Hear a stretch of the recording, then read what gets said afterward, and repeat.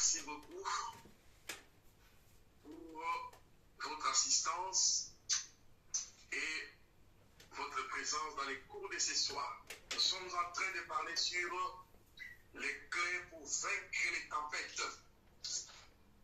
On a déjà étudié la tempête de Jonas. On a étudié la tempête des disciples. Et aujourd'hui, par la grâce de Dieu, nous allons entamer la tempête de Paul. Et demain, par la grâce de Dieu, nous parlerons sur la tempête de David. Donc, dans chaque nom qui s'affiche, c'est toute une grande école qui s'ouvre pour nous apprendre de mystères et de richesses bénies de la parole de Dieu. Amen. Et ainsi, je pense que là, c'est enregistré, je pense, avec JP. Donc, aujourd'hui, nous allons commencer notre enseignement sur la tempête de Paul. Très bien, c'est ça. Comment? Oui, ça. La tempête de Paul aujourd'hui. Actes des Apôtres, chapitre 9, versets 15 à 16. JP va nous lire rapidement ce texte-là, qui va nous amener à l'introduction. Actes, chapitre 9, versets 15 à 16. Donc, c'est notre texte qui va nous amener dans cet enseignement sur la tempête de Paul.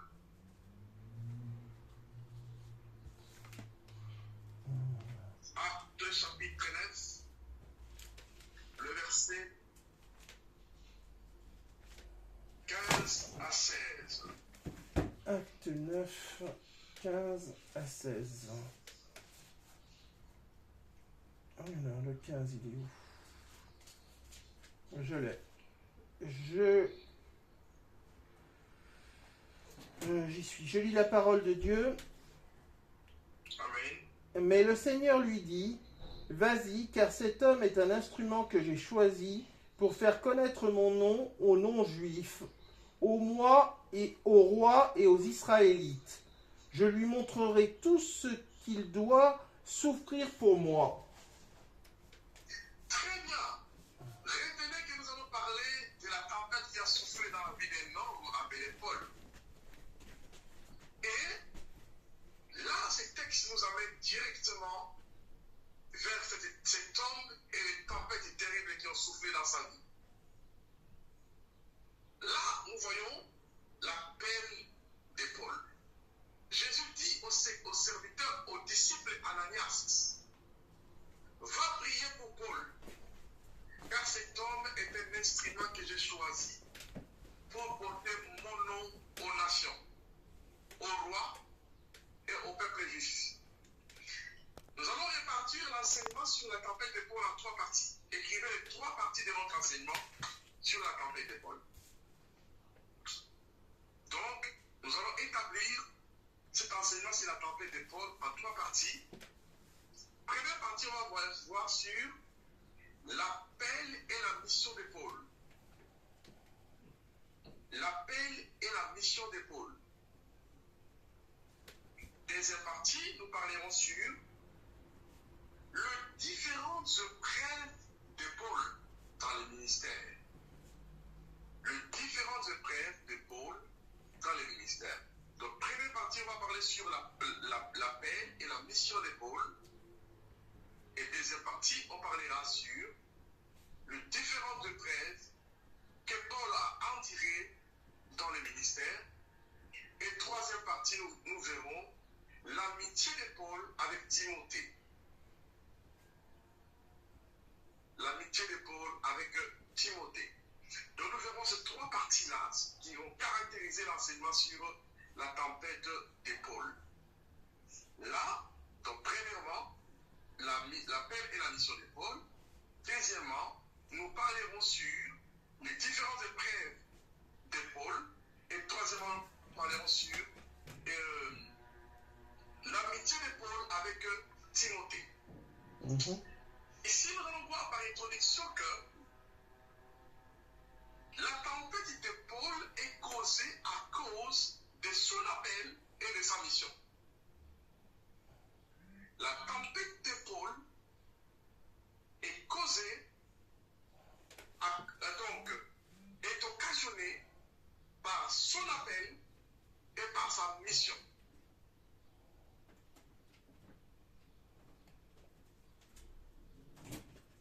Est occasionnée par son appel et sa mission.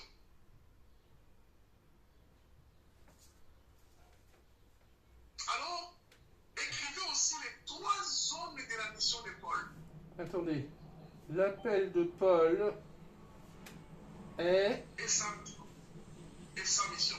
C'est-à-dire que la tempête de Paul est occasionnée, est arrivée dans sa vie à cause de son appel et de la mission que Dieu l'avait confiée. Jésus-Christ dit à Ananias, Paul est un instrument que j'ai choisi pour qu'il porte mon nom au roi, aux nations et au peuple juif. Nous allons voir les 3 terrains d'action de Paul, de mission de Paul. Écrivez les 3 terrains de mission de Paul. Les 3 terrains de mission de Paul. Nous allons voir que Paul a reçu 3 grandes onctions sur lui. Les 3 terrains de la mission de Paul. Premièrement, Jésus-Christ dit qu'il portera mon nom au roi. L'onction pour atteindre les rois. Écrivez point petit a. Paul a reçu l'onction pour atteindre le roi. Il dit, c'est un instrument qui apportera mon nom au roi. Petit b, Paul a reçu l'onction pour atteindre les nations. Paul a reçu l'onction pour atteindre les nations. Jésus dit à Ananias que Paul apportera mon nom aux nations.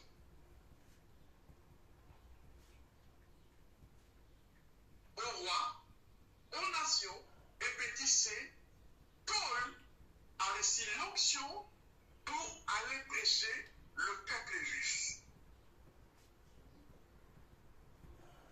Premièrement, une onction pour atteindre le roi. B, pour atteindre les nations. C, pour atteindre et évangéliser le peuple juif. Et à la fin, Jésus lui dit, je lui ferai voir comment il va souffrir à cause de mon nom. Voyez-vous que dans l'appel de Paul et la mission de Paul, il y a son appel, sa mission, mais aussi Jésus-Christ prophétise que Paul allait souffrir à cause de son nom. Dans notre thème, la tempête de Paul. Nous avons dit, nous avons 3 points à traiter dans la tempête de Paul. Premièrement, la mission et l'appel de Paul. Deuxièmement, les différentes épreuves de Paul. Troisièmement, l'amitié de Paul avec Timothée. Nous sommes à l'introduction que nous voyons dans Actes chapitre 9, le verset 15 à 16. Jésus-Christ définit l'appel et le champ missionnaire de Paul.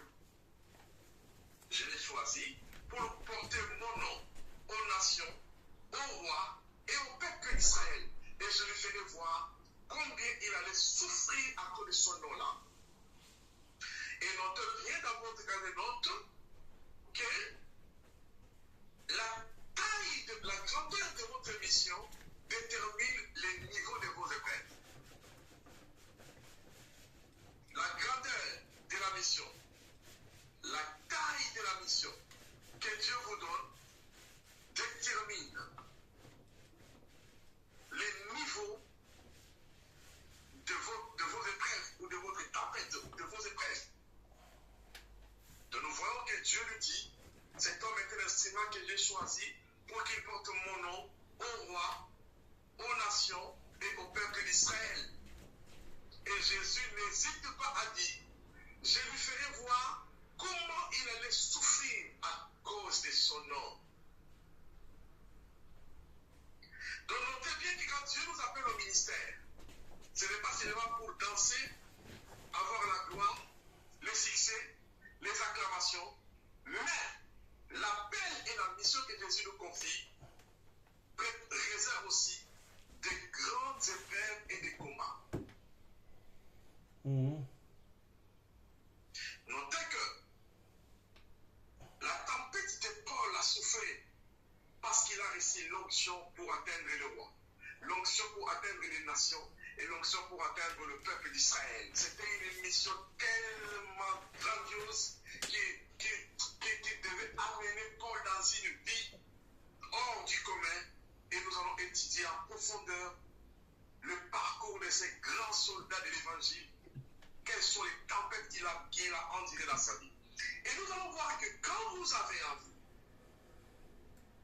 un mandat pour atteindre les rois, pour atteindre les nations et pour atteindre le peuple juif ou les religieux, retenez que c'est un mandat qui est parsemé par les épreuves. Jérémie chapitre 1, le livre de Jérémie chapitre 1, le verset 4 à 5, virgule, verset 10, et on va sauter pour le verset 19. Jérémie chapitre 1, verset 4 à 5. La servante Aïcha, est-ce qu'elle est là? La coordinatrice. Non. Pour lire Jérémie chapitre 1, verset 4 à 5, virgule, verset 10, et vous sautez le verset 19. Lecture, s'il vous plaît. Si elle est là, bien sûr. Si elle n'est pas là, Aïcha, tu peux nous aider à lire. redonnez-moi. Vous avez dit Jérémie Chapitre 1, Ah oui, chapitre verset 4 à 5, et vous sautez le verset 10. Ensuite, virgule, le verset 19. 4 à 5. Je lis la parole de Dieu. Amen. La parole de l'Éternel me fut adressée en ces mots. Verset 4, verset 5. Avant que je t'eusse formé dans le ventre de ta mère, je te connaissais. Et avant que tu fusses sorti de son sein, je t'avais consacré et je t'avais établi prophète des nations. Verset combien? Verset 10. Après, tu vas sauter, tu lis le verset 19. Verset 10. Regarde, je t'établis aujourd'hui sur les nations et sur les royaumes, pour que tu arraches et que tu abattes, pour que tu ruines et que tu détruises, pour que tu bâtisses et que tu plantes. Verset 19. Ils te feront la guerre, mais ils ne te vaincront pas, car je suis avec toi pour te délivrer, dit l'Éternel. Amen. Commencez par le verset 18. Tu vas atterrir à 19 pour une bonne compréhension de cette lecture. Verset 18. Voici, je t'établis en ce jour sur tout le pays, comme une ville porte, une colonne de fer et un mur d'airain, contre les rois de Juda, contre ses chefs, contre ses sacrificateurs et contre les peuples du pays. Ils te feront la guerre, mais ils ne te vaincront pas, car je suis avec toi pour te délivrer, dit l'Éternel. Amen. Alléluia. Notez-les très bien que quand vous portez l'onction pour atteindre les nations, le roi et les sacrificateurs, retenez que cette onction vous amène dans des zones de combat. Car vous portez l'onction qui vous établit sur les nations. Une onction pour atteindre le roi ou des grandes personnalités. Une onction pour prêcher le religieux. Vous allez en zone de combat.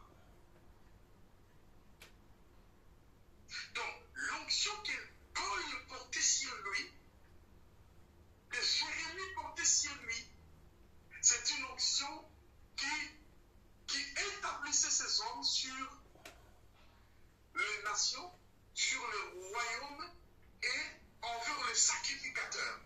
Donc tu vas noter dans ton carnet de notes, Dieu nous appelle à une vie des épreuves.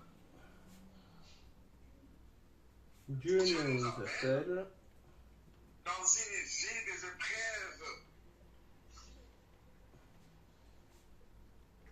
Pourquoi? Parce que Dieu dit à Jérémie que tu t'établis sur les royaumes, sur les nations, afin que tu arraches, afin que tu détruises. Voyez-vous que cette parole, c'est une mission que Dieu confie à Jérémie, à Paul. Alors voici la mission. Notre mission est d'arracher les âmes des ténèbres à la lumière. Écrivez ça. Notre mission, comme la mission de Paul, est d'arracher les âmes perdues des ténèbres à la lumière, de la mort à la vie, de la mort à la vie, les âmes perdues, d'arracher les âmes des ténèbres à la lumière, de la mort à la vie, des ténèbres à la lumière, de l'empire de Satan au royaume de Dieu. De l'empire de Satan au royaume de Dieu. Donc comprenez très très bien que nous avons réussi un mandat et une mission d'aller arracher les gens. Pourquoi il y a la tempête dans la vie de Paul? Parce que Paul, Dieu l'a choisi. Nous le voyons d'ailleurs dans Actes chapitre 26. Actes chapitre 26. Actes chapitre 26. Le verset 14 à 16. Jean-Philippe, si tu as trouvé, tu peux le lire, s'il vous plaît. J'arrive. Actes chapitre 26, le verset 14 à 16. Je lis la parole de Dieu. Nous tombâmes tous par terre. Non. Commencez par les versets 16 à 18. 16 à 18, d'accord. Mais lève-toi et tiens-toi sur tes pieds, car je te suis apparu pour t'établir ministre et témoin des choses que tu as vues et de celles pour lesquelles je t'apparaîtrai. Je t'ai choisi du milieu de ce peuple et du milieu des païens, vers qui je t'envoie. Ah, qui c'est qui a son micro ouvert? Voilà. Ah, merci. Afin que tu leur ouvres les yeux, pour qu'ils passent des ténèbres à la lumière et de la puissance de Satan à Dieu, pour qu'ils reçoivent par la foi en moi le pardon des péchés et l'héritage avec les sanctifiés. Alléluia. Comprenez ici que Jésus-Christ est défini clairement à Paul pourquoi il l'appelle. Et il dit à Paul, tiens-toi debout, je te suis apparu pour te parler, pour t'établir ministre et témoin. Je t'envoie au milieu de ce peuple-là pour que tu leur ouvres les yeux. Amen. Pour qu'ils passent des ténèbres à la lumière, de l'empire de Satan à Dieu. Et pour qu'ils obtiennent le pardon à mon nom. Frères et sœurs, la tempête de Paul est liée à son appel et à sa mission. Quand Dieu vous appelle à œuvrer pour lui, vous entrez en confrontation contre l'ennemi Satan, contre les démons, contre les forces des ténèbres, parce que vous allez à une mission de détruire leur vie, de détruire tout ce qui est les ténèbres. Donc comprenez bien que la tempête de Paul est causée à cause de l'appel, de la mission, de la grandeur de la mission et de l'appel que Dieu a assigné dans la vie de Paul. La tempête de Paul est causée, est occasionnée à cause de la grandeur de l'appel, de la mission qu'il devait accomplir. Notez-le bien que si Dieu vous appelle à œuvrer pour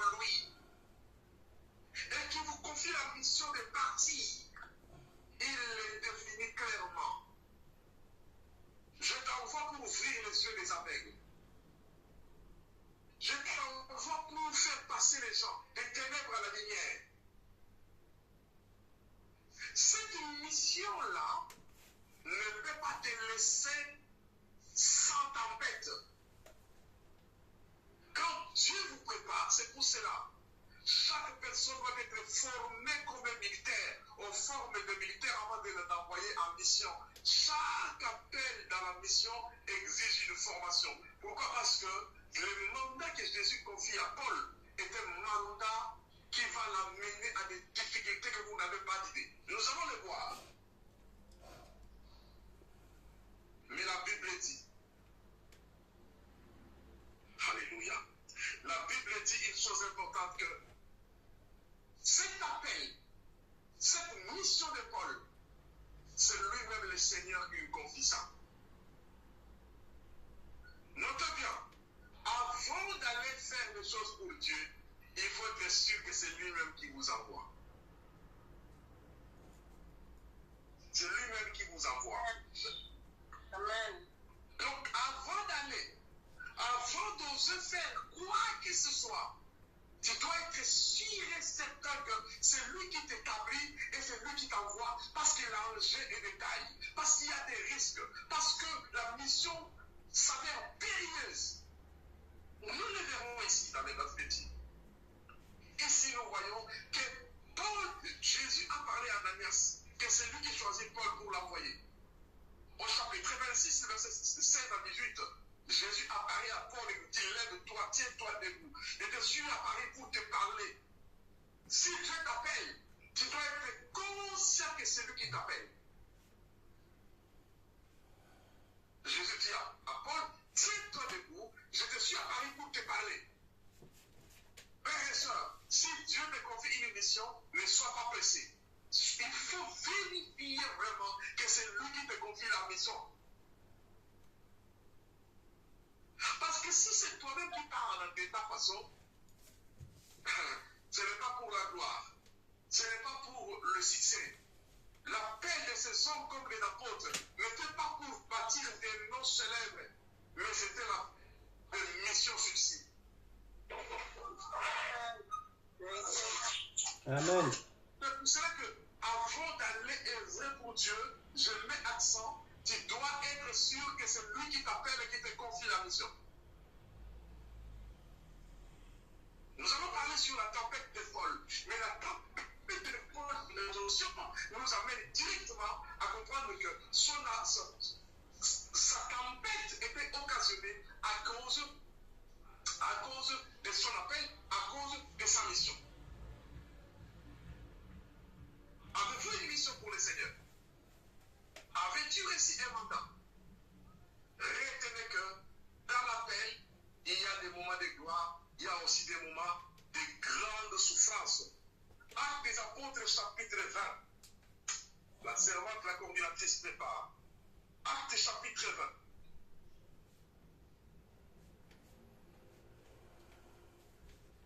Actes des Apôtres, chapitre 20.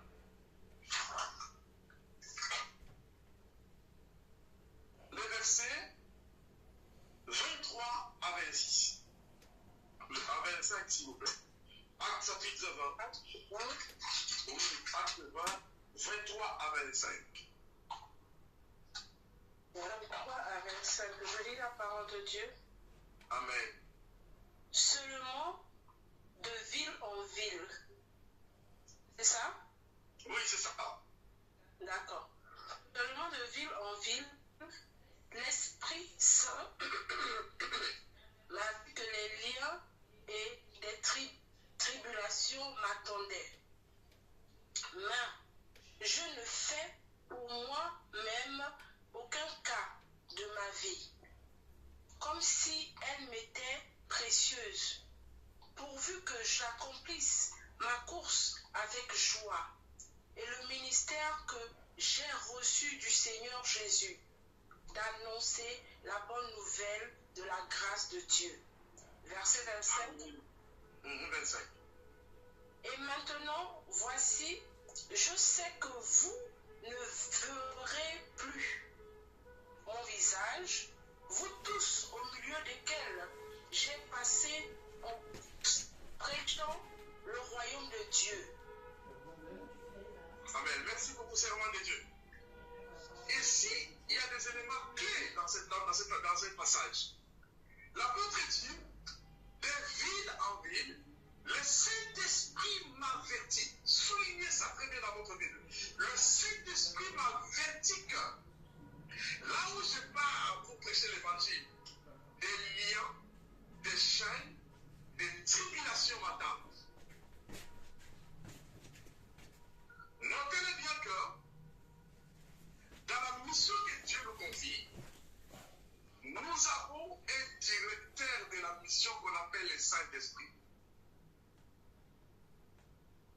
Le Saint-Esprit avertit Paul que des tribulations, des vents, des chaînes, des persécutions m'attendent. Alors, notez dans votre carnet de notes que nous avons besoin des informations du Saint-Esprit dans la mission. Nous avons besoin des informations du Saint-Esprit dans notre appel et dans la mission que Dieu nous confie. Nous avons besoin des informations du Saint-Esprit dans l'appel et dans la mission que le Seigneur nous confie. Ici, nous voyons que Paul était rempli du Saint-Esprit. Ici, le Saint-Esprit ne l'avertit pas que non, je vais te donner l'argent. Il ne me dit pas que non, là où tu pars, on va te donner une promotion au travail. Non, non. Ici, le Saint-Esprit annonce à Paul des tempêtes par rapport à la mission. Donc, retenez que nous avons besoin des informations du Saint-Esprit. Et écrivez encore que le Saint-Esprit est un esprit qui parle. Ça veut dire en d'autres termes aussi que pendant notre marche chrétienne, il faut écouter la voix de l'Esprit parce qu'il peut avertir des dangers à venir. Amen.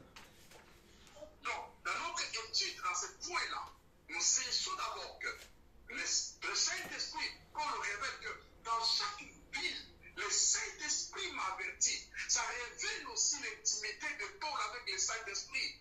Sa capacité à écouter la voix de l'Esprit dans la marche avec l'appel et la mission. Chaque chrétien, chaque enfant de Dieu doit comprendre l'importance majeure d'écouter le Saint-Esprit pendant sa marche. Parce que le Saint-Esprit peut t'avertir, le Saint-Esprit peut te donner des informations, le Saint-Esprit peut t'informer beaucoup de choses qui peuvent te sauver et t'écarter de plusieurs dangers. Ça, c'est le premier aspect dans ces versets-là. Deuxième aspect, l'apôtre Paul dit que je ne fais aucun cas de ma vie pourvu que j'accomplisse ma course avec joie. Écrivez encore. La capacité d'accomplir sa mission, sa course avec joie au milieu des tempêtes. Il soulève un point très important. La capacité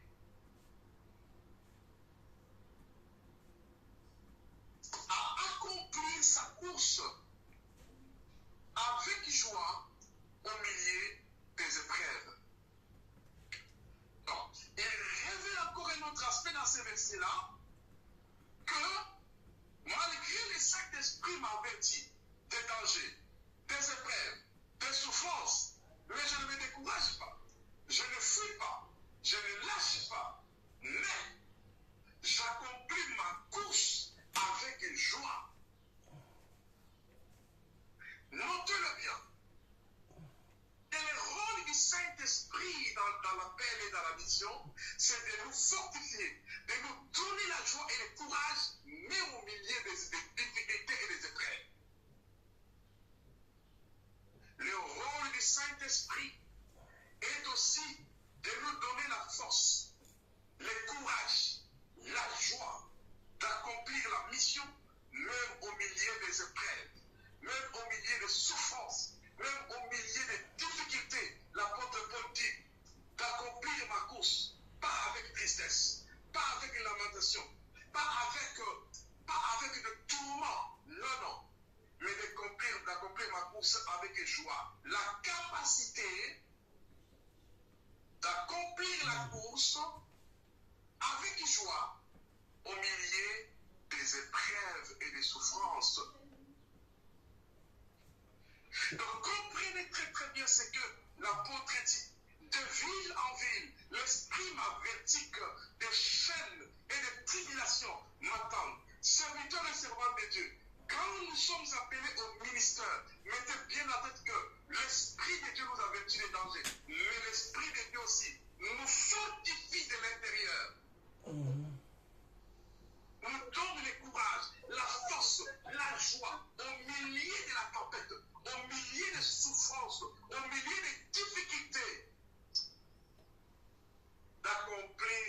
course avec joie. Serviteurs et servantes de Dieu. Nous sommes appelés à servir Dieu avec joie, pas seulement quand tout va bien. Pas seulement quand tout le monde nous acclame. Pas seulement parce qu'il y a des bénédictions matérielles et financières qui arrivent dans les ministères. Non. Nous sommes appelés à servir Dieu dans la joie, même quand tout va très très mal. Amen, amen. Même quand tout va très très mal. L'apôtre Paul a averti que le Saint-Esprit m'avertit des dangers. Mais malgré tout cela, je vais accomplir ma course avec joie. Écrivez encore que cette attitude de Paul révèle la maturité dans le ministère. Cette attitude de Paul d'accomplir la course avec joie au milieu de ces prêts immenses révèle que Paul était mature dans l'œuvre de Dieu. On voit la maturité d'un ministre de Jésus. On voit la maturité d'une servante de l'évangile. Quand la tempête arrive, quand les épreuves arrivent, mais il est joyeux, courageux, parmi la tempête, parmi les épreuves, parmi les situations les plus difficiles possibles. Mais Paul dit, je ne fais aucun cas de ma vie, pourvu que j'accomplisse ma course avec joie. C'est d'annoncer l'évangile du royaume bien-aimé de Dieu. Alléluia. Amen. Ici, on ne dit pas que je vais annoncer l'évangile, je vais faire ma course dans les pleurs, dans les gémissements, dans les lamentations. Non, non. Ici, l'apôtre Paul dit, je vais accomplir ma course avec joie. Soulignez ça dans votre carnet de notes que non, l'appel exige la maturité. Quand Dieu vous appelle à servir dans l'évangile, le Saint-Esprit va t'avertir des moments difficiles, des moments tellement compliqués, des moments, mais le Saint-Esprit aussi va te donner la joie, qu'au milieu de la tempête, que ta course soit accomplie avec joie.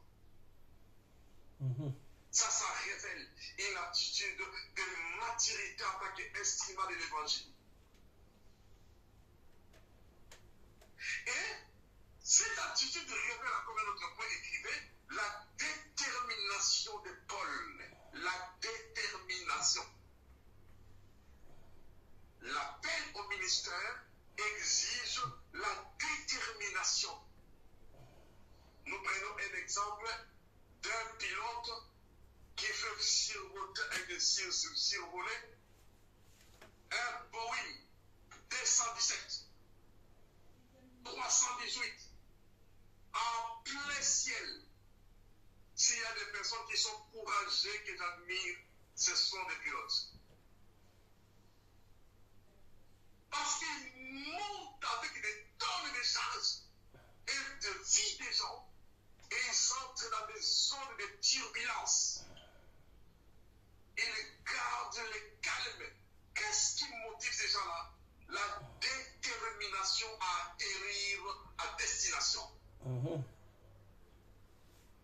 Quand Dieu vous appelle comme un leader, Dieu vous appelle comme ministre du culte, Dieu vous appelle comme serviteur et servante, Dieu vous appelle comme servante de Dieu, retenez que des persécutions, des troubles, des moments difficiles arriveront, mais c'est la détermination qui t'amènera jusqu'au bout. Écrivez les 4 déclarations de Paul. Alléluia. Les 4 déclarations de Paul. J'ai besoin des lecteurs pour nous faire une très belle lecture. Je demande à la coordinatrice, la servante Aïcha, va nous lire Actes chapitre 27.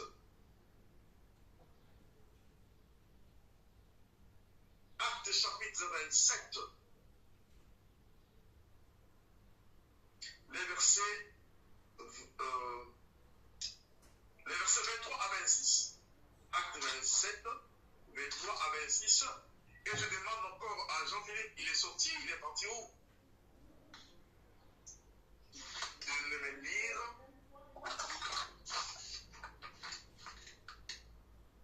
2 Timothée chapitre 4, verset 18. Si Jean-Philippe n'est pas là, est-ce qu'il y a un bien-aimé qui peut m'aider à part la lecture de la coordinatrice? Nous allons lire 2 Timothée chapitre 4, verset 18, la personne qui est prête, s'il vous plaît. Mais on commence d'abord avec notre première lecture. Je lis la parole de Dieu dans Acte 27, à partir du verset 23. Ah, 26, oui. Un ange du Dieu à qui j'appartiens et que je sers m'est apparu cette nuit et m'a dit: Paul, ne crains point, il faut que tu comparaisses devant César. Et voici, Dieu t'a donné tous ceux qui naviguent avec toi. Verset 25. C'est pourquoi, hommes, rassurez-vous, car j'ai cette confiance en Dieu qu'il en sera comme il m'a été dit. Mais nous devons échouer sur une île. Très bien, très bien. Alors je vais parler sur les 4 déclarations de Paul. Écrivez ça. 4 déclarations de Paul dans la tempête. 4 déclarations. Donc, pour vous donner les 4 déclarations, nous allons lire 2 Timothée chapitre 4, verset 18. Tu peux trouver ça, 2 Timothée 4, 18, s'il vous plaît. Je vais vous donner les 4 déclarations de Paul. Timothée 4, 18. 2 Timothée 4, 18. Ah oui, la servante lit bien. Tu vas te le lire là, lisez ça. Oui. 2 Timothée 4, 18. Oui. Le Seigneur me délivrera de toute œuvre mauvaise. Il me sauvera, faire entrer dans son royaume céleste. À lui soit la gloire au siècle des siècles. Amen. Merci, ma soeur, que Dieu te bénisse, servant de Dieu. Écoutez bien les 4 déclarations de Paul. Premièrement, il dit ceci: l'ange de l'Éternel à qui j'appartiens. Écrivez dans votre première déclaration: j'appartiens à Dieu. L'ange de l'Éternel à qui j'appartiens. Première déclaration, Paul confirme que moi, Paul, j'appartiens à Dieu. Yes. Aïe, aïe, aïe, aïe, aïe, aïe, aïe. Ici, nous sommes à l'école. Paul dit, moi, Paul, l'ange de l'Éternel à qui j'appartiens. Paul savait que tout mon être est à moi, Paul. Tout ce que je suis, tout ce qui est à moi appartient à Dieu. Première déclaration puissante de l'autorité de Paul dans la tempête, il savait qu'il appartenait à Dieu. J'appartiens à Dieu. Ça c'est un. Il dit ceci, il dit, l'ange de l'Éternel à qui j'appartiens et que je sers. Écrivez, je sers Dieu. Il dit, j'appartiens à Dieu. Et je sers Dieu. Et 3, écrivez, je crois en Dieu. Je crois en Dieu. Merci parce que vous prenez note et vous travaillez ensemble avec nous. Gloire à Jésus. Et là où la servante Ogen a dit, nous voyons l'apôtre Paul fait une autre déclaration. 4e déclaration, il dit, et je sais que Dieu me délivrera de toute œuvre mauvaise et il me sauvera. Je sais que Dieu me délivrera de toute œuvre mauvaise et il me sauvera et il me fera paraître pour les jours de sa gloire. 4 déclarations. J'appartiens à Dieu. Je sais Dieu. Je crois en Dieu. Et Dieu me délivrera de toute œuvre mauvaise. Notez bien, serviteurs et servantes de Dieu, quand Dieu vous appelle et vous confie une mission, vous deviez bien positionner votre foi, votre cœur, à qui appartenez-vous. Parce que Paul, il dit clairement, l'ange de l'Éternel à qui j'appartiens et que je sers. Paul savait que il appartenait à Dieu, il servait Dieu, il a cru en Dieu, et il se dit, parce que j'appartiens à Dieu, parce que je sers Dieu, parce que je crois en Dieu. Conclusion, Dieu me délivrera de toute œuvre mauvaise et il me sauvera. Je le déclare ce soir, que parce que tu appartiens à Dieu, tu sers Dieu, tu crois en Dieu, ainsi dit l'Éternel, Dieu te délivrera de toute œuvre mauvaise. Toute tempête, tout vent, toute difficulté qui arrivera, le Seigneur Dieu te délivrera. Alors écrivez dans cette première étape que, écrivez ceci, je ne suis plus seul. Je ne suis plus seul, je ne suis pas seul. Mais Dieu est avec moi.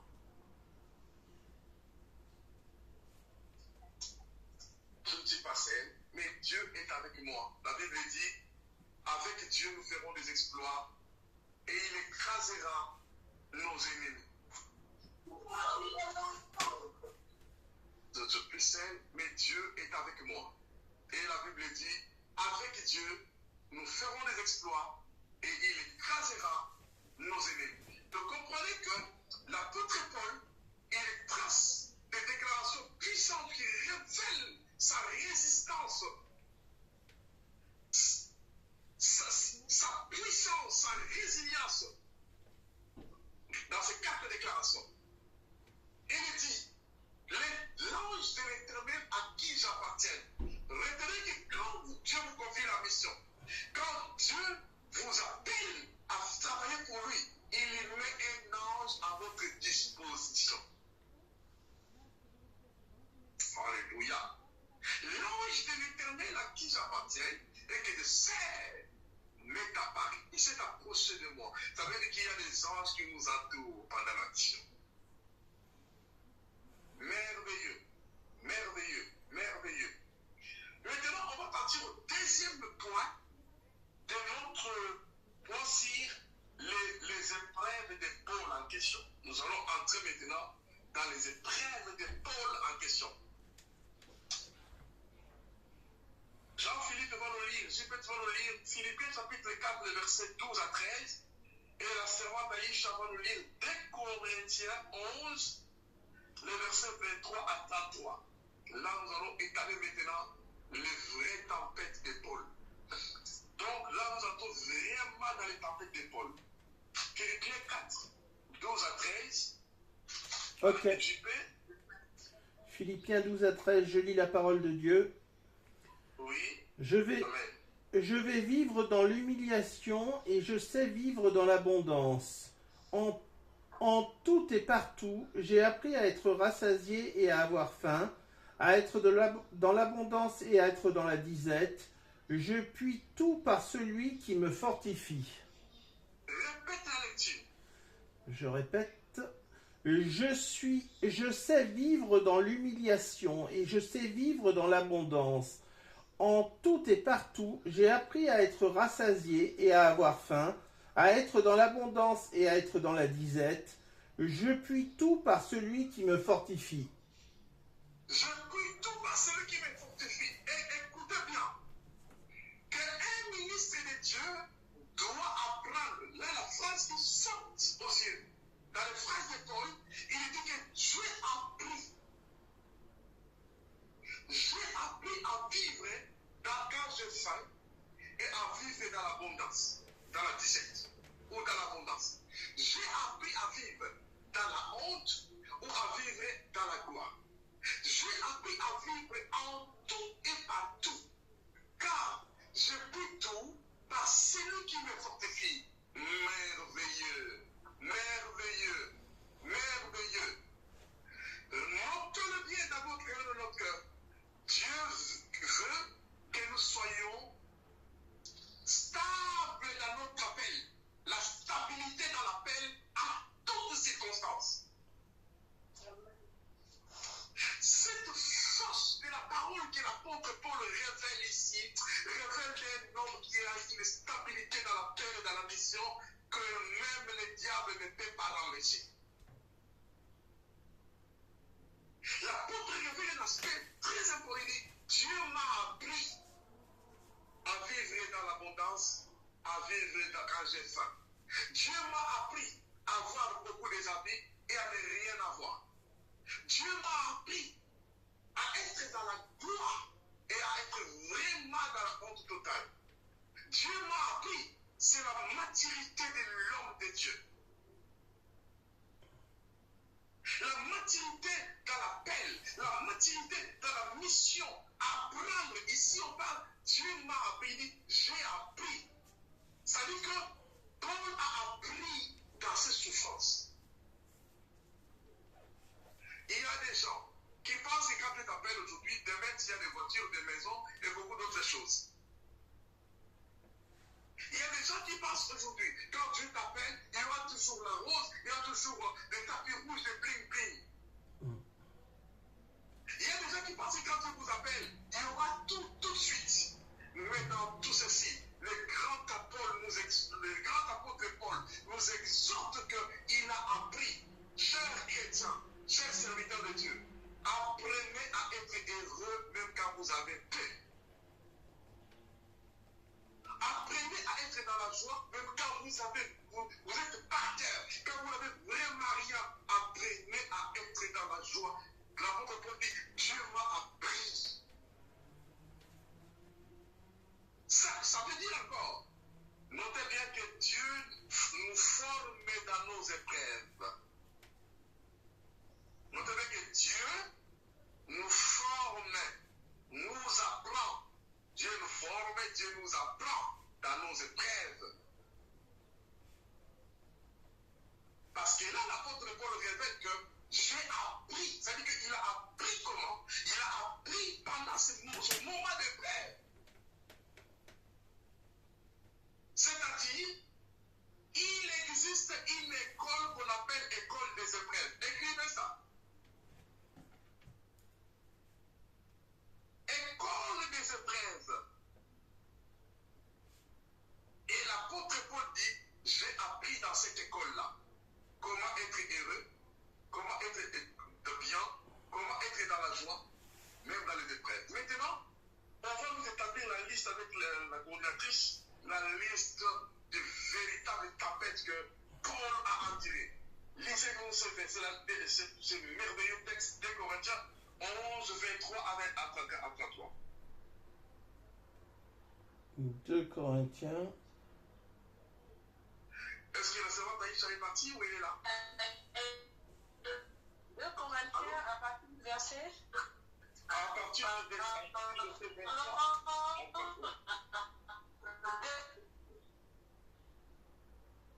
Allô? Oui, 2 Corinthiens à partir du verset 23. 2 Corinthiens 11, 23 à 33. D'accord. Je lis la parole de Dieu. En tant que ministre de Christ, je parle en homme qui extravage. Oui. Qui extravage, je le suis. Plus encore par les travaux, bien plus par les coups, bien plus par les emprisonnements, bien plus souvent en danger de mort. 5 fois, j'ai reçu des Juifs 40 coups, moins 1. Comprenez que 5 fois on a tapé Paul, 40 coups, moins 39 coups pendant 5 fois. 3 fois, j'ai été battu de verge. 1 fois, j'ai été lapidé. On l'a lapidé. 3 fois, j'ai fait naufrage. Il a failli s'est noyé dans l'eau. J'ai passé un jour et une nuit dans l'abîme. Il était sous la terre, un jour et une nuit dans l'abîme souterrain. Les Noirs. Et l'histoire raconte que là, il y avait aussi des serpents et des bestioles horribles là dans les Noirs, dans l'abîme. Continue. Fréquemment en voyage, j'ai été en péril sur les fleuves, en péril de la part des brigands, en péril de la part de ceux de ma nation, en péril de la part des païens, en péril dans les villes, en péril dans les déserts, en péril sur les mers, en péril parmi les faux frères. J'ai été dans le travail, dans la peine, exposé à de nombreuses veilles, à la faim et à la soif, à des jeûnes multipliés, au froid et à la nudité. Et sans parler d'autre chose, je suis assiégé chaque jour par les soucis que me donnent toutes les églises. Oh Seigneur. Qui est faible que je ne sois faible? Oui, non, c'est qui vient à tomber que je ne brûle. S'il faut se glorifier, c'est de ma faiblesse que je me glorifierai. Dieu, Seigneur. qui est le Père du Seigneur Jésus et qui est béni éternellement, sait que je ne mens point. À Damas, le gouverneur du roi Arétas faisait garder la ville des Damasiens pour se saisir de moi. Voilà. Verset 33, mais on me descendit par une fenêtre dans une corbeille le long de la muraille et j'échappais de leurs mains. Alléluia. Bien-aimé dans le Seigneur. Cette liste, quand je l'ai lis toute la nuit, je mesurais comment cet homme a souffert pour l'évangile. Il explique combien de fois il était en péril, combien de dangers qu'il a parcouru. Il a été emprisonné, plusieurs fois emprisonné, plusieurs fois battu à mort, plusieurs fois en péril à la mer, en péril dans des vies, lapidé, frappé, emprisonné. Mais dans tout ça, il dit, je puis tout par celui qui me fortifie. Amen. Donc, ce qui me touche est que Paul a connu la souffrance à cause de l'appel et de la mission que Dieu l'avait confiée. Mais dans cette souffrance, aujourd'hui, par exemple, de petites choses nous écartent même de la mission que Dieu nous a donnée. Parce que tu as faim, parce que tu n'as pas mangé, parce qu'il y a un petit souci qui te prend totalement. Mais regarde mesure un peu le texte que la servante vient de nous lire. En péril à la mer, plus 3 fois j'ai failli me noyer. J'étais plusieurs fois emprisonné. J'étais plusieurs fois parti et lapidé. Une fois, on a lapidé Paul, on l'a laissé à demi-mort à la place publique. Les gens croyaient qu'il était mort. Quand ils sont partis, les disciples sont venus le réveiller. Une fois encore, on a encerclé toute la ville pour qu'on l'arrête. On l'a fait sortir par un petit panier la nuit pour le faire fouiller. Comment ce serviteur a souffert? Mais dans son cœur, le feu de l'amour de Jésus, le feu de l'amour de son Seigneur, l'appel et la mission que Dieu l'avait confiée, il dit pourvu que j'accomplisse ma course avec joie. C'est lui de prêcher l'évangile.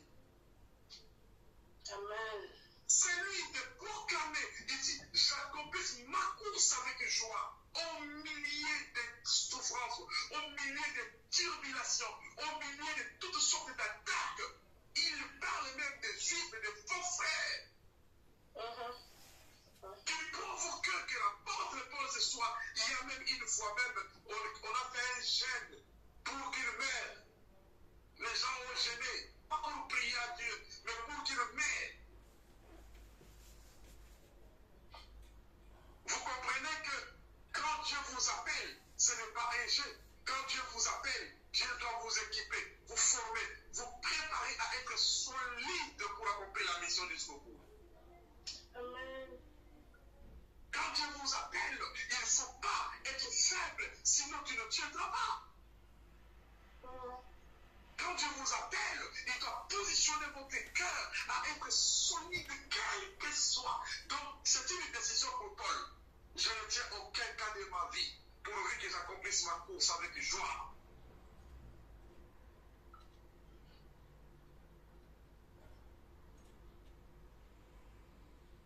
Donc, le point le plus important que nous devons retenir dans le deuxième point est que dans toutes nos épreuves, ne jamais abandonner, ne jamais reculer, ne jamais lâcher, ne jamais lâcher.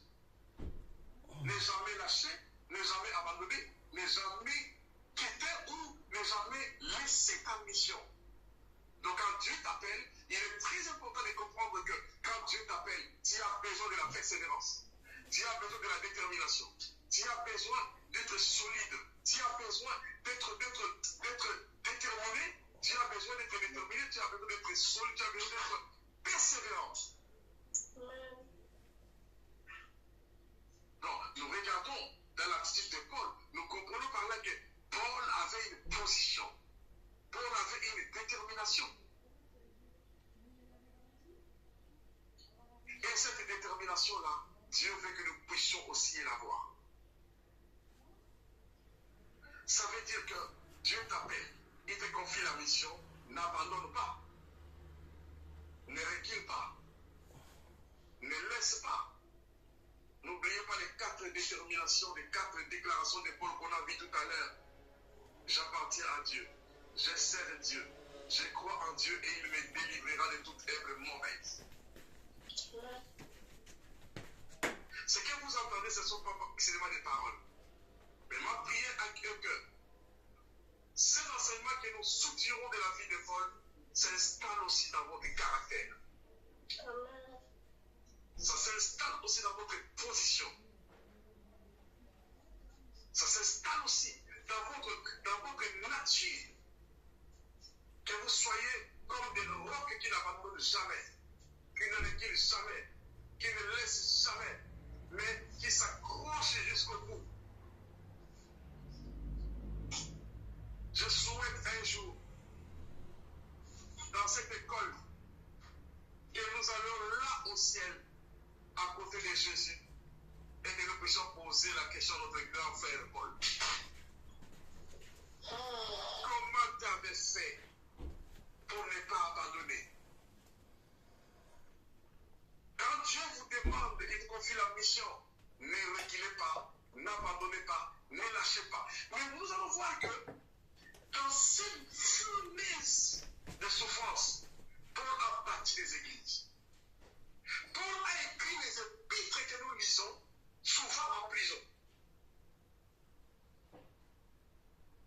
La plupart des épîtres précieuses que Paul nous a léguées aujourd'hui, Paul a écrit ça en prison, en détention, dans des conditions les plus rudes.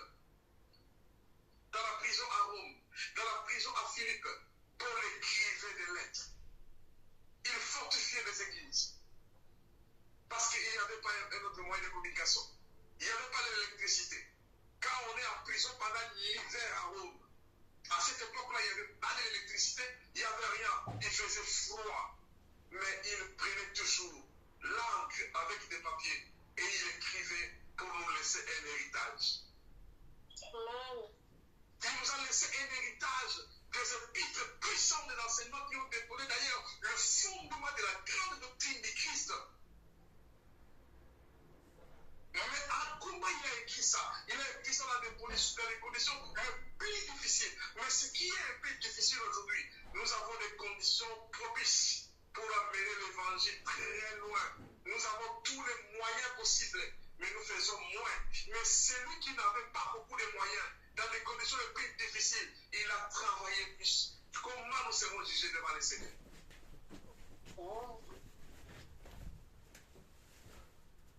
Dieu nous demandera. C'est pour cela qu'on n'a pas encore atteint la taille de la persévérance et le travail de ces gens-là. Nous avons la technologie, nous avons de l'Internet, nous avons l'électricité, mais nous faisons moins. C'est pourquoi le Seigneur nous donne la grâce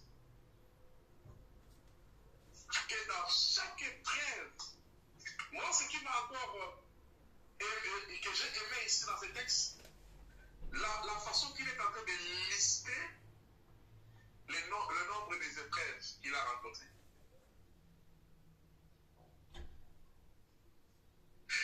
Notez bien que chaque ministre de l'Évangile doit apprendre à écrire tous les événements qui arrivent dans sa vie.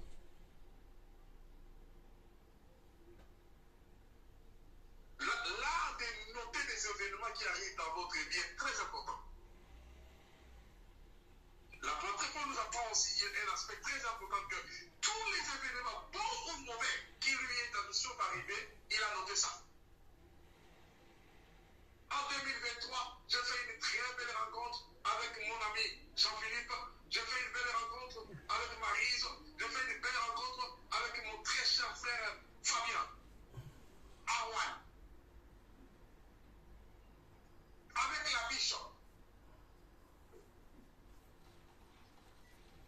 2023, je l'ai noté quelque part. C'est une belle rencontre, une très belle amitié. Voilà, ça nous amène aujourd'hui. Les événements qui arrivent dans nos vies, parce que vous devez noter que notre vie est un livre ouvert que nous devons continuer à écrire. Si nous parlons de Paul, parce qu'il écrivait des événements qui s'est passés dans sa vie. Là, ça nous ouvre encore une autre leçon, l'art d'écrire. Vous vous souvenez de l'enseignement que je vous avais donné sur le ministère de l'écriture et de la lecture. Un chrétien ou un ministre doit être un écrivain. C'est-à-dire que vous devez continuer à écrire les actes des apôtres.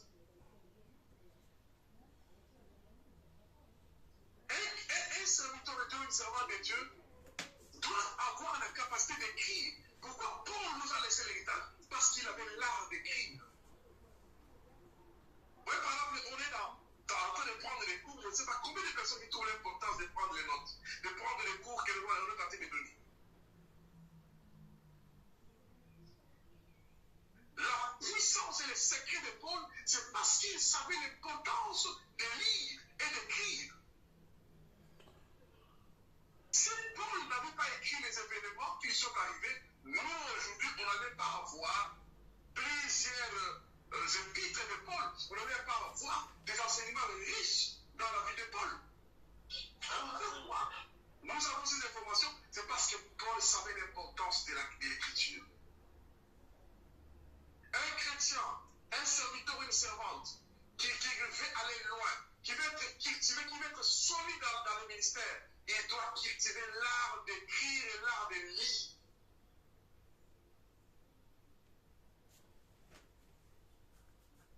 D'ailleurs, la Bible dit, il y a un passage, j'ai trouvé ce passage dans Timothée. L'apôtre Paul dit que jusqu'à ce que je vienne, applique-toi à la lecture, à l'exhortation, à l'enseignement. Nous voyons là encore, dans les épreuves de Paul, que Paul écrivait. L'histoire de ta vie doit rester une leçon. Applique-toi à la lecture, à l'exhortation.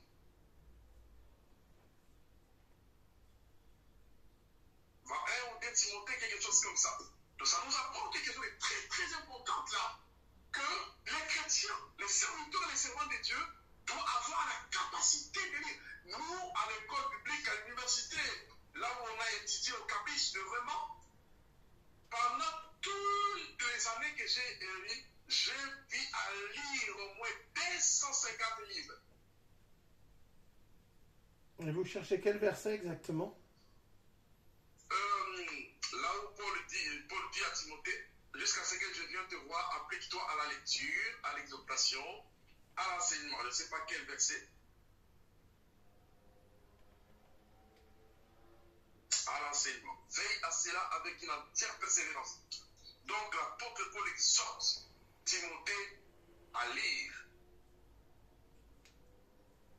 Et dans Habakkuk chapitre 2, le verset 2 à 3, la Bible dit, écris la prophétie. Là, on nous envoie directement au ministère de l'écriture. Habakkuk, chapitre 2, verset 2 à 3. Écris la prophétie. Garde-les et lis-le. Là, ça parle encore clairement les choses. Habakkuk, chapitre 2, le verset 2 à 3, la Bible dit, écris la prophétie. Alors moi j'ai trouvé, pasteur, jusqu'à ce que je vienne, applique-toi à la lecture, à l'exhortation et à l'enseignement dans 1 Timothée 4,13. 4,13. Lisez aussi le verset 14. Alors, je ne l'ai pas là. Attendez. 1 Timothée. Donc, je souligne seulement qu'un ministre de Dieu, un serviteur qui sert le Seigneur dans l'évangile, apprenez à beaucoup lire et à beaucoup écrire. Cette mentalité-là doit entrer chez nous, les Africains surtout. On ne lit pas beaucoup et on n'écrit pas beaucoup. Mais vous verrez que tous les grands orateurs de ce temps de la fin, j'étais au magasin boulanger et je suis allé chercher un dictaphone et un autre appareil, donc 3 appareils, et je suis allé chercher un dictaphone parce que je vais commencer maintenant à rédiger mes livres. Vous serez les premiers étudiants à acheter mes livres et à les lire. Je vais commencer maintenant à écrire parce que je vais obtenir toutes les autorisations pour maintenant commencer à écrire des livres. J'ai déjà beaucoup de choses à donner et je me suis procuré un dictaphone avec d'autres appareils pour que je commence maintenant à rédiger des livres. Un homme de Dieu. Je vais commencer maintenant à écrire. Ensuite, je vais donner ça aux éditeurs et ils vont les lire, ils vont les corriger et ils vont le mettre en propre. Après, on va les mettre dans les librairies. Et dans les différentes conférences que nous tiendrons, vous verrez aussi des livres écrits par votre pasteur Massa Diallo. Lisez-le. Gloire à Dieu. Et pour finir, notre dernier point, nous allons parler sur l'amitié de Paul avec Timothée. Parce que pendant la tempête, Paul avait besoin des amis pour les consoler. Nous allons lire 2 Timothée, chapitre 4, versets 8 à 9.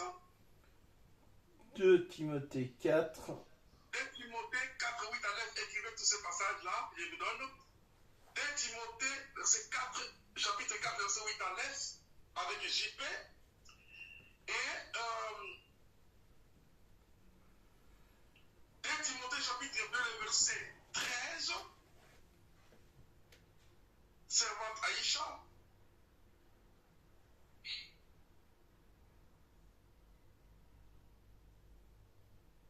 Et 2 Timothée, chapitre 2, verset 6. Écrivez d'abord tous ces versets-là. Premier de 2 Timothée 4, 8 à 9.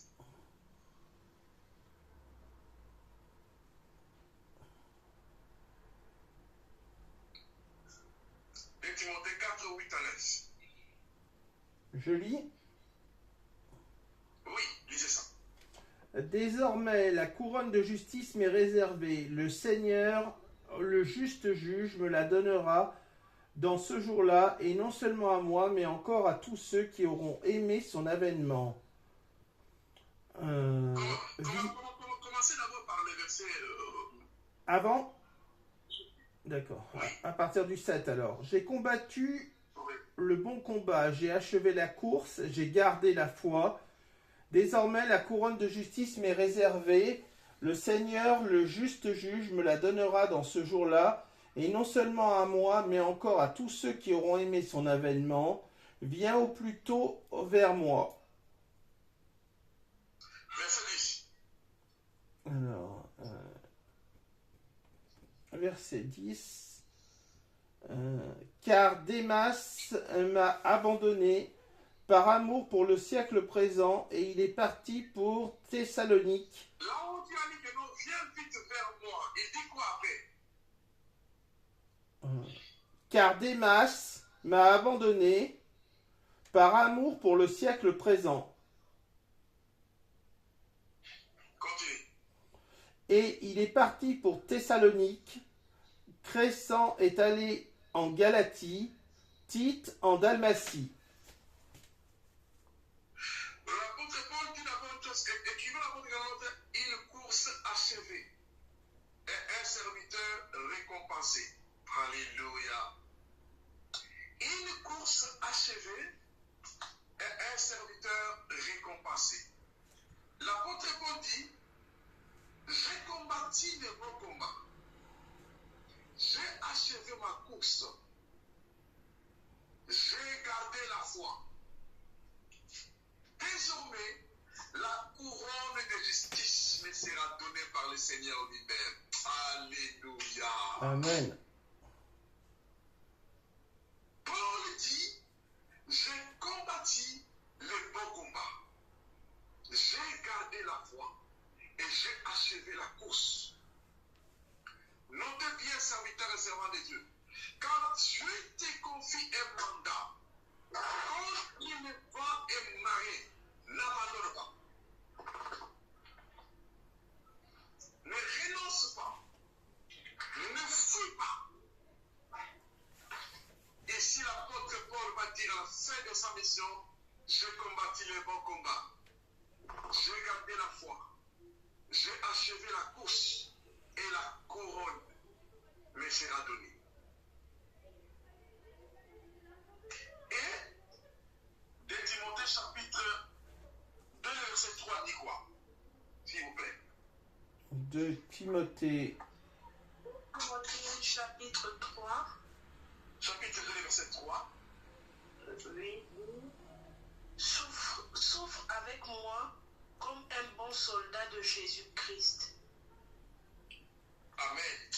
L'apôtre Paul dit à Timothée d'abord, viens vite vers moi. Il est en prison et il appelle Timothée. Il y a un verset là-haut, je ne sais pas pourquoi je n'ai pas trouvé ça. Il dit que non, viens vite, apporte-moi le manteau et apporte-moi aussi les livres.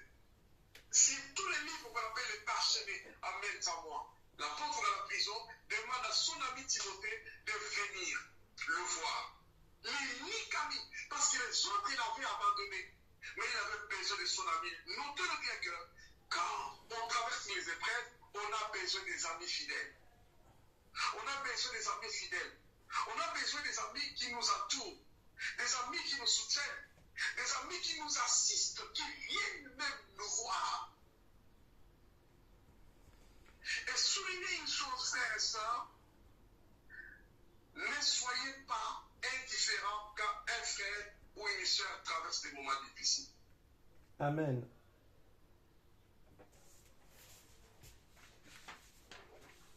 Ne détournez pas les regards quand un frère ou une sœur traverse des moments difficiles. Ici, Paul est en prison, il peut compter sur son ami Timothée, son ami très fidèle. Oh, les salue mes très chers amis. Je vous salue et je vous aime. Paul a senti qu'à ce moment ici, j'ai besoin de mon ami Timothée. Il faut qu'il vienne. Et il lui écrit. Comprenez qu'il devait quitter l'Asie pour venir à Rome, en Europe, pendant l'hiver. Un vrai ami, ce n'est pas quand tout va bien qu'on le voit. Un vrai ami, c'est quand on traverse des moments difficiles que le vrai ami se révèle. Quand Paul était en prison, les autres l'ont abandonné. Mais il a fait appel à son ami Timothée, son fidèle ami et son disciple qui a quitté très loin pour venir le voir et le soutenir. Donc nous avons besoin, tu m'as écrit, nous avons besoin d'être entourés par des vrais amis dans nos moments de tempête.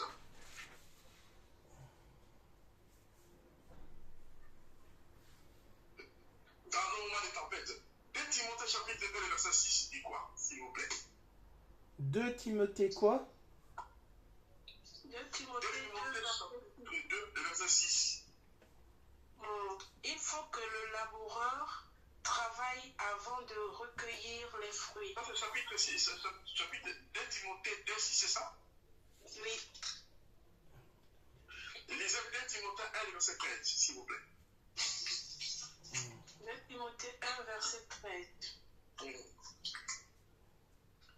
Retiens dans la foi et dans la charité qui est en Jésus-Christ le modèle des saints, parole que tu as reçue de moi. Retiens dans la foi et dans la charité qui est en Jésus-Christ le modèle des saintes paroles que tu as reçues de moi. Tu peux arrêter là, je ne sais pas pourquoi j'ai mis les versets qui sont particuliers. Donc il dit, n'ayez pas honte de moi ni de mes chaînes. Trouvez ces versets-là. N'ayez pas honte de moi ni de mes chaînes. Et là, un autre verset là où on avait dit, souffre avec moi comme un soldat auprès de son père. Donc, dans 2 Timothée chapitre 2, verset 3, il dit, souffre avec moi. Donc, l'apôtre Paul, dans ce moment de souffrance, il avait besoin d'un ami. C'est pour cela que Dieu nous demande, dans le ministère, de créer des amitiés saines, des amitiés vraies, des amitiés réelles. Pourquoi? Parce que quand on traverse des tempêtes, on a besoin d'être soutenu par des frères.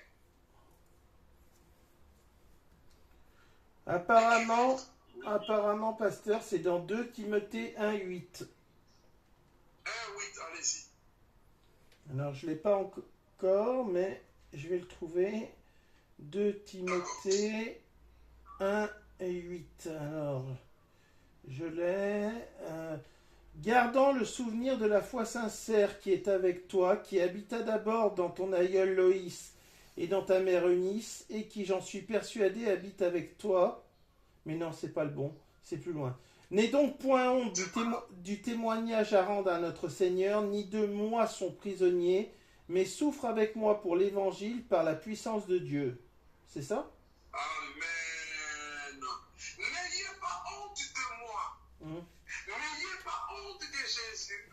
Et n'ayez pas honte de moi.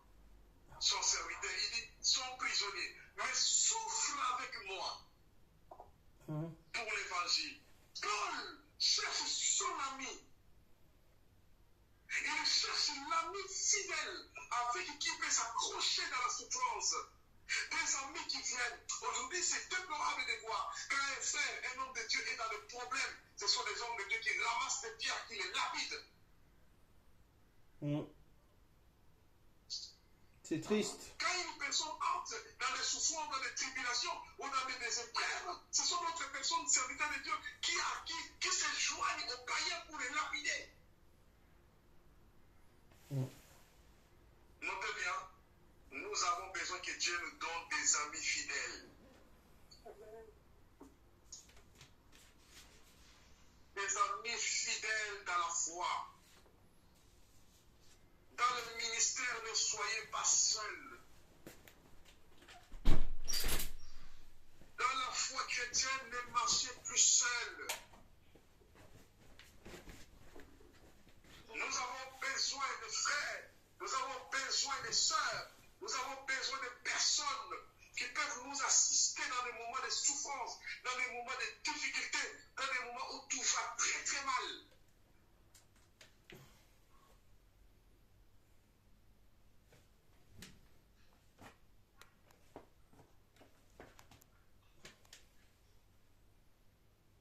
Que Dieu Tout-Puissant, Créateur du ciel et de la terre, vous donne la force l'inspiration, le courage, la foi de Paul, la détermination de Paul en disant, j'ai combattu les bons combats.